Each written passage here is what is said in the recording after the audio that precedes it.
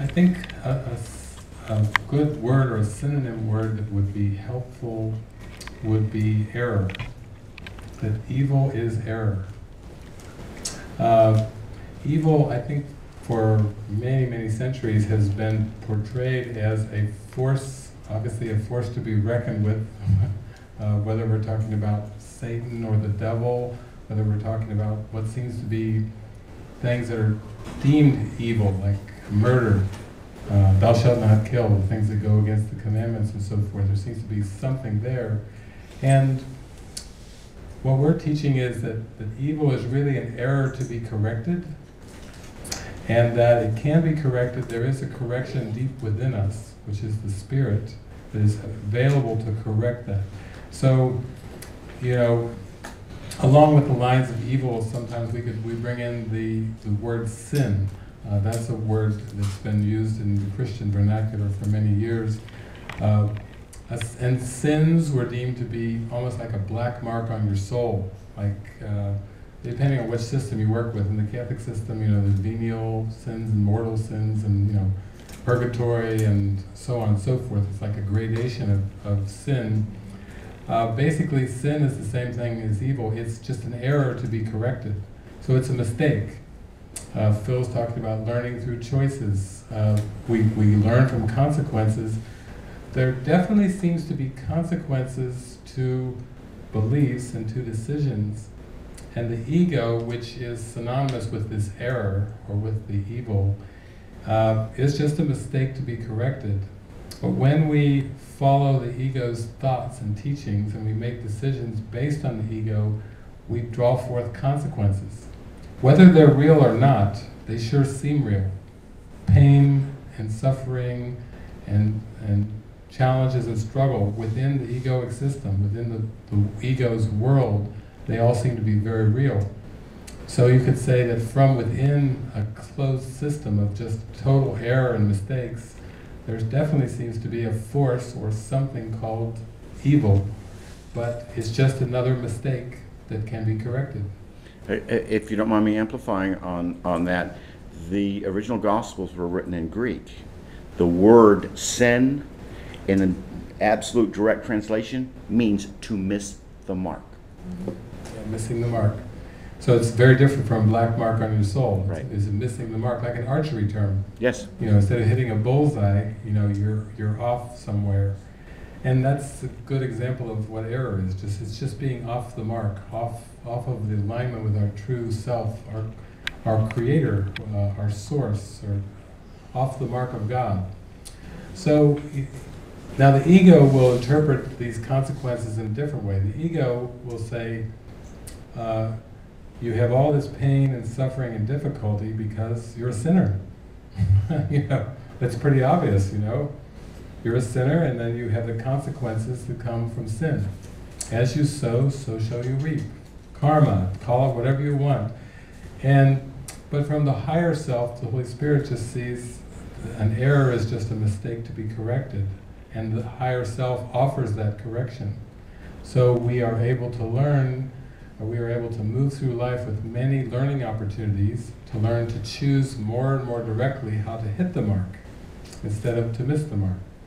Like an archer, maybe an archer sends many arrows, and over much time, all of a sudden, bullseye, bullseye, bullseye. There was a guy, what was a gold medal winner, Darrell Pace, you know, bullseye, bullseye. That would be more coming into alignment with the truth. Now once you come into alignment with the truth, you have to start to open up to what is the nature of truth. Does it really have an opposite? Is there really an opposite to God? Is there really an opposite to truth? And the answer to that must be no. So in the ultimate sense of divine reality, it can't be that there's really a God and a devil or an evil that are doing battle. God is not fighting a fight. It's hard for the ego to, of course, understand that. And many sincere Christians, for example, will say, fight the good fight. All they're really doing is they're saying, hang in there, keep firing your arrows, and eventually you're going to hit the mark. Yeah, you're going to hit the mark right on the bullseye, is what they're really meaning. But from an ego perspective, it seems like you have to fight the devil, fight against sin, fight against temptation, and so on and so forth. And while you're going through this purification, that's the way that it will seem. But in the ultimate sense, God is not fighting against the devil, and actually the devil really isn't fighting against the real God.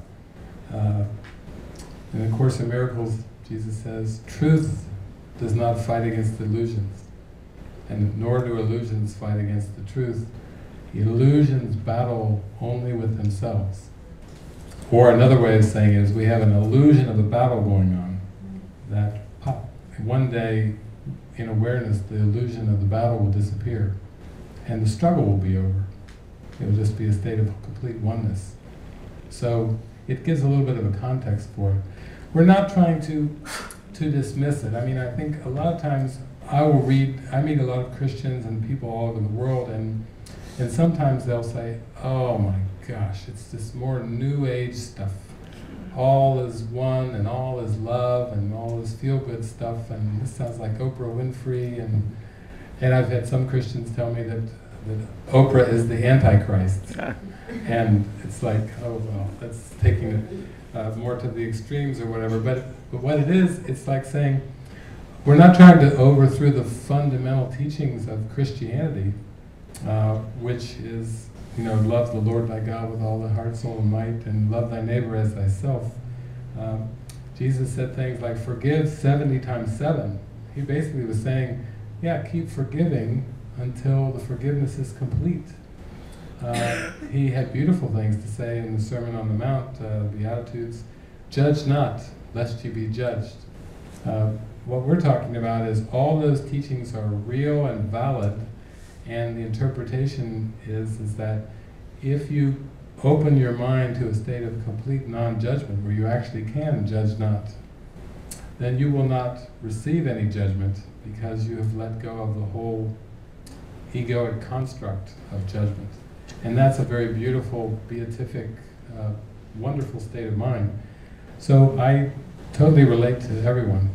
All the Christians, the Buddhists, the Hindus, the atheists, the agnostics, but it's from a place of love in my heart, from living the teachings of Jesus, you know, not trying to get into tit for tat and trying to pull hairs over theology.